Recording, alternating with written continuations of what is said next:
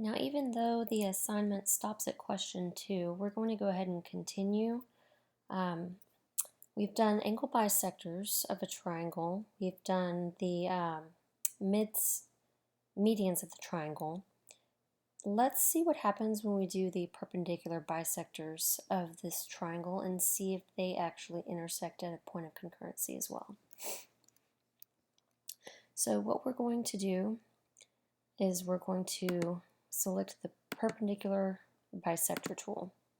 And to use it, all you have to do is just select a segment.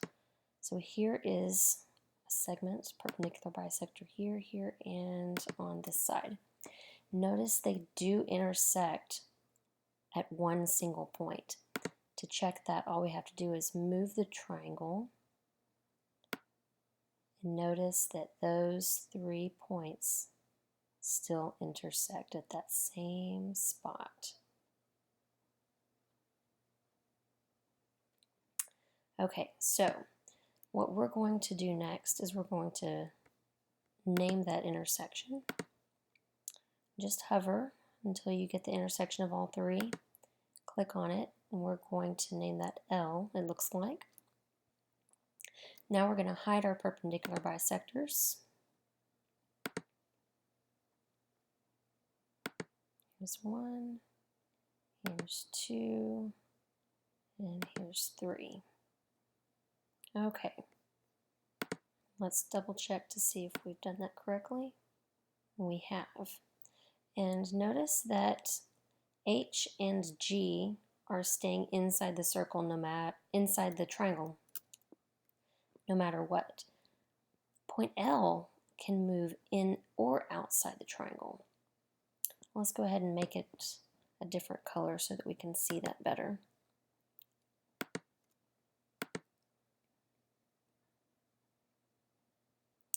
Let's see, let's make that bright green.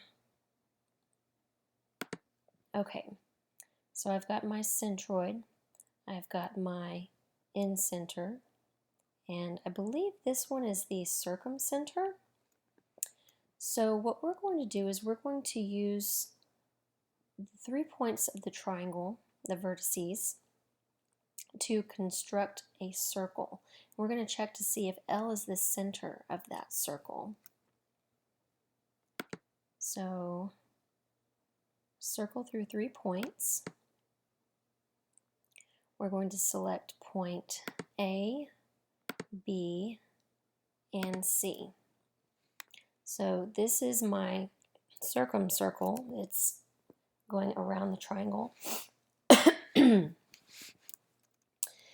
And notice that for this circle, point 7, 0.7, 0.65, 0.69, here's the center of that circle. Now, what if I move the triangle? Does that remain the same? In fact, yes, it does. So point L we call the circumcenter of our circle.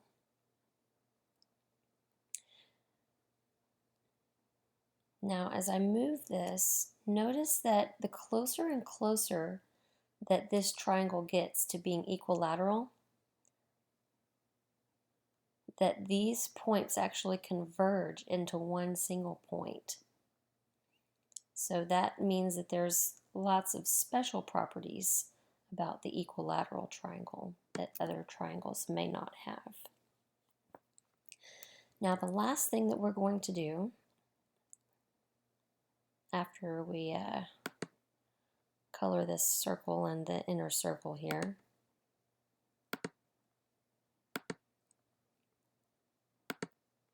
all right, where's my in circle?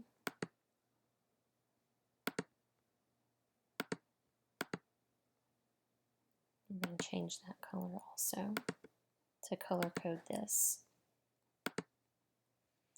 Now what we're going to do is we're going to construct the mid-segments of this triangle. And to do that, notice that we already have our 3 midpoints, D, E, and F. To construct the mid-segments, all you do is you connect the midpoints of each side of the triangle. First, we're going to hide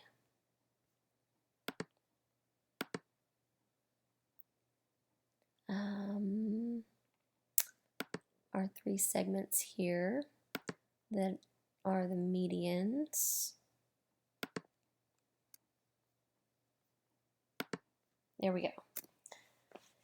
And we're going to construct the mid-segments.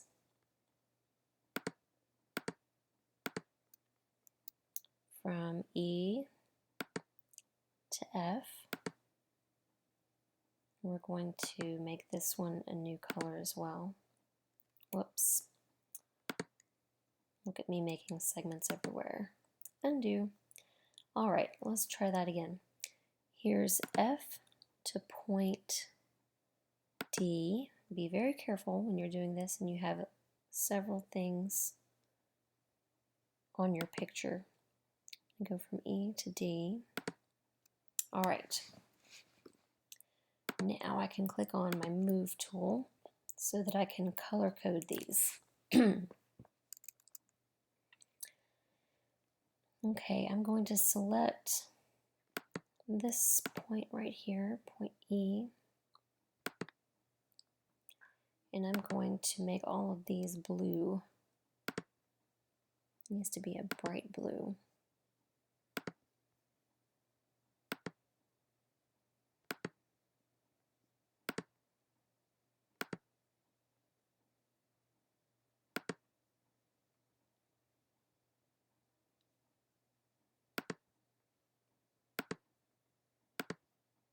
I'm also going to make those segments blue, the mid-segments.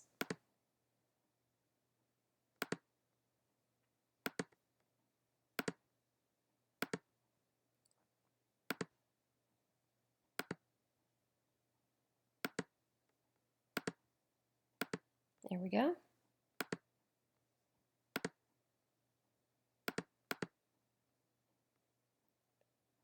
Let's undo these labels here too.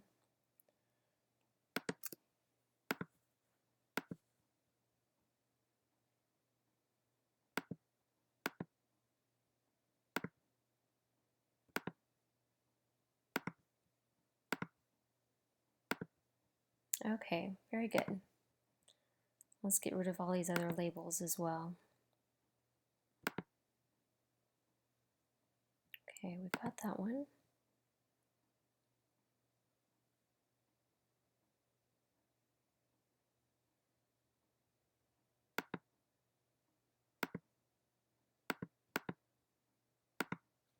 Okay, so there's a special property about the mid-segments of a triangle. They divide the sides that they connect in half, of course, because it's connecting midpoints. The special thing that happens, though, is that segment DE and segment AC, the mid-segment and the side that it does not touch, are actually parallel to each other. And that's true for all 3 sets. So there you go. Now we have all of the special points in a triangle along with the mid-segments. Thank you for listening.